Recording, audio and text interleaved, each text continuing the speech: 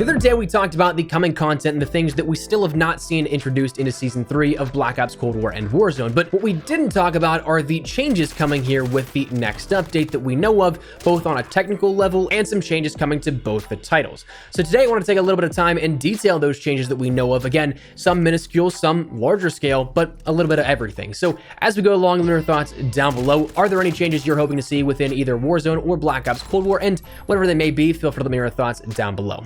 As well, if you enjoyed the video, make sure you drop a like down below. And of course, if you're new to the channel, do be sure that subscribe button. We're on that road to 500,000 subscribers. So if you guys would like to stay up to date with all things Warzone, Cold War, and anything COD related, we'll keep it up to date with everything you need to know, and I'd love to have you in the community. That said, let's jump right into it. So when it comes to these changes coming in the mid-season update here on the horizon, we're going to be talking about a number of different things. Some things technical, some things larger in scale, and a few things in between.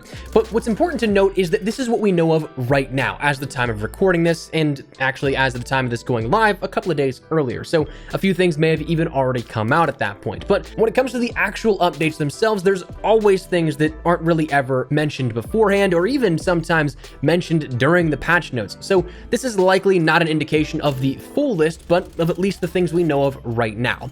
The first thing that I want to talk about is that of probably one of the biggest in terms of technical changes. It's been confirmed by Treyarch that we're going to have another weapons tuning pass coming with this mid-season update. They ended up saying we've got a new round of weapon tuning coming in next week's update with adjustments for all sniper rifles, assault rifles, LMGs, and pistols. Keep an eye out for patch notes with all the info next week, plus a separate blog soon with details on what's coming in zombies. Now, that stated all snipers, assault rifles, LMGs, and pistols is interesting to me because that doesn't signal out any weapons in particular, but instead the entirety of these weapon categories. All snipers, all assault rifles, all LMGs, and all pistols. Now, as for what that will entail, I'm not entirely sure, truth be told. This is something we have seen in the past, things like damage range properties, and sometimes even going down to, as of recently, the stocks of the Raider stock and the SAS combat stock for these weapon classifications were changed across the board in a more uniform manner. So it could be something like that that adjusts even more minuscule pieces of data, but on a holistic scale across all of the weapons in a category.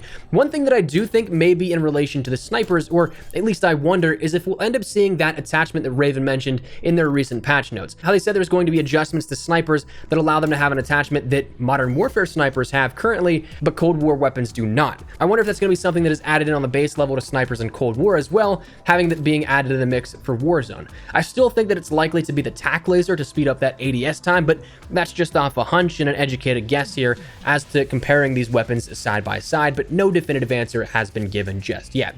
Now, the other big thing that we know quite a bit about is some of the zombies changes here coming with this, because they actually already put out a dedicated blog post talking about the upcoming changes, not particularly the patch notes, but more so stuff you can look forward to as a sort of preview to the coming preview of the mid-season update, if that makes any sense. But on top of the announcement of the Outbreak main quest coming for this update, and also likely what seems like Season 4's update, and even the mention that we'll get our next standalone map coming at some point in Season 4, I'd imagine that mid-season update at this point, because they don't make it seem like it's going to be coming at launch, but we're getting ahead of ourselves. On top of the content that was already mentioned in that regard, we have a lot of technical things and adjustments and additions here mentioned by this blog post. Breezing through these, we'll end up seeing that the Orda encounter in the world event is coming to Outbreak. We'll see that there's now the ability to fish within Outbreak, which is an interesting one here at that, but hey man, that's kind of a fun and whimsical update, I guess, here at this. But we'll also end up seeing new intel documents, audio logs, radio transmissions, and artifacts for Outbreak. Then in the standalone map play side of things, Cranked 2, No Time to Crank is going to be coming here, likely being a part of that mid-season update with the 80s Action Heroes event, in which that's a limited time mode for Firebase C and D Machina. For Onslaught on PlayStation, we're going to see Standoff coming as a map plus new intel there, the LTM lot of loadouts, and a new challenge with exclusive Blueprint rewards.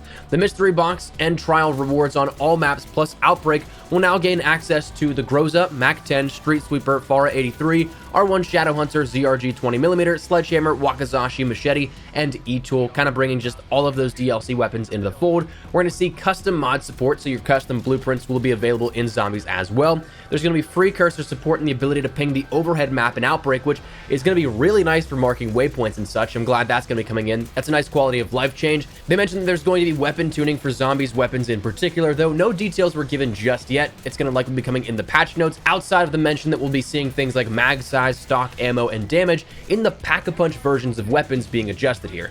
That could also mean that we do get more fundamental changes, but we just don't know about that just yet. There's going to be new weapon unlock challenges for the baseball bat and the AMP-63 coming whenever those are introduced throughout the next part of the season here. We'll see that there are going to be weapon rebalancing for zombie health at high rounds and self-revive cost scaling to provide a greater challenge for those that make it to those higher rounds of play. The ZRG 20mm is going to have its Pack-a-Punch bullet penetration adjusted here and fixed out. There's going to be a reduction in health of the Demented Echo and Outbreak, and we'll also see new gameplay improvements and bug fixes for Dead Ops Arcade. Mentioned as future changes coming here with this, we'll see a new challenge tracker in-game in that menu and the Dead Wire Tier 5 upgrade tuning. A lot of the other stuff that is listed here actually comes from their Trello board outside of this weapon tuning, in which there's a lot of things that are more so technical, some things that you really wouldn't know about unless it was one of the rare instances that happened to you, or if you went looking for these things. Such things including League Play in-game scoreboard fixes. There's some bugs with that. There's Dirty Bomb HUD notification bugs that will be fixed out with this update. There's going to be stat fixes for the combat record in League Play in particular, but then there's a whole host of Warzone changes here coming along with this as well, in which a lot of these are technical, but a lot of these also do have some implications for many players. Firstly, map exploit changes. This is something that as of recording this, they have mentioned there's been a few fixed already, but as you probably have seen, they're not all fixed. There's still the ability to get under the map underneath Stadium. There's still a couple of different exploits that up until recording this, there was the stim glitch and a gas match glitch that allowed you to stay in the zone indefinitely. That's actually been fixed out as of the time of this video being recorded and going live. There's likely going to be the reintroduction of the deployable cover to ground loot and also chest loot spawns that was removed due to an exploit. There's going to be a fix for the black screen during exfils on Xbox One. There's going to be regiment invitations not being received but sent into the void. That's going to be fixed out. The BNet launcher being unable to launch Warzone in rare cases should be fixed out. And then one I'm very much so looking forward to is the fix for the infinite reinstall on consoles.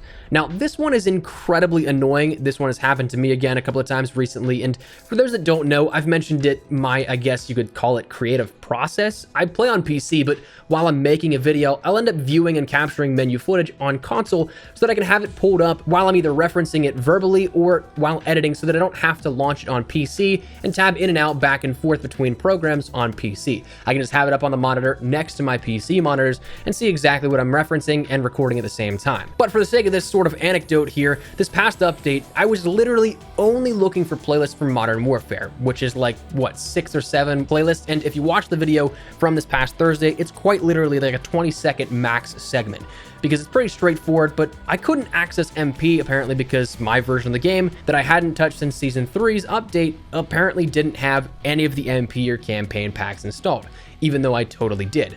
So this just reinstalls for nothing essentially, and it's been a problem that's been plaguing a lot of players, so that should be fixed out as well. Dev errors, this has been happening a lot more to me recently, either that being a dev error or a memory error, but the game crashes in a regular frequency almost here. Those should be fixed out, or at least ironed out a little bit further. And then an invisibility glitch is going to be something that is ironed out, hopefully in an entire proper fashion, as they've mentioned on their Trello board. They already took steps to alleviating this by getting rid of the attack helicopters, but it still remains in some cases. But that's the technical stuff that has been listed here, and of course the biggest out of this coming down to the weapon tuning that will be happening within Black Ops Cold War. I would imagine that also Raven does throw in some weapon tuning here for Warzone as well, especially given that they're ever tweaking this. They're trying to make the TTK more competitive across the board with a various number of weapons, so that you always have this variance in what you can use, and it's not just 1 to 3 weapons that are clear head and shoulders dominant favorite weapons. So that's likely to be coming as well. But of course, this is all on top of the guaranteed content we talked about the other day. New operators of John McClane and Rambo, a new challenge set and series for the new event itself, limited time modes, new exclusive rewards for that 80s action hero event as well, Standoff and Duga as maps, potentially more here later on down the line, the AMP-63 and or baseball bat, multi-team elimination potentially coming, the Outbreak Easter eggs being added in, and one thing that I am incredibly hopeful for, given that it was something that Raven acknowledged they were still working on and were hoping to have some sort of update in the near future for pre-season 3, is Dark Ether camo. Now, there's other things we mentioned are confirmed, of course, for this update, but Dark Ether is not. I just so badly want it, man.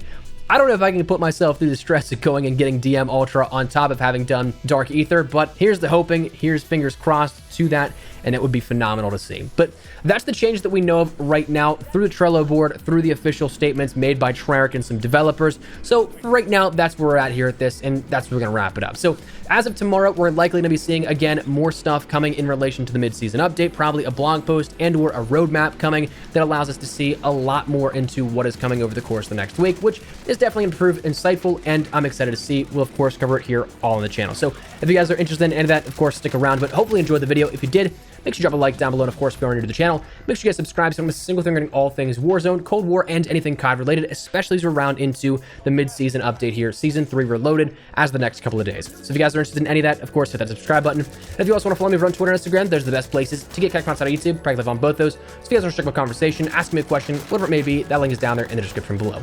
That said, thanks so much for watching. Mine has been Espresso. I'll see you guys later. Take care, and peace.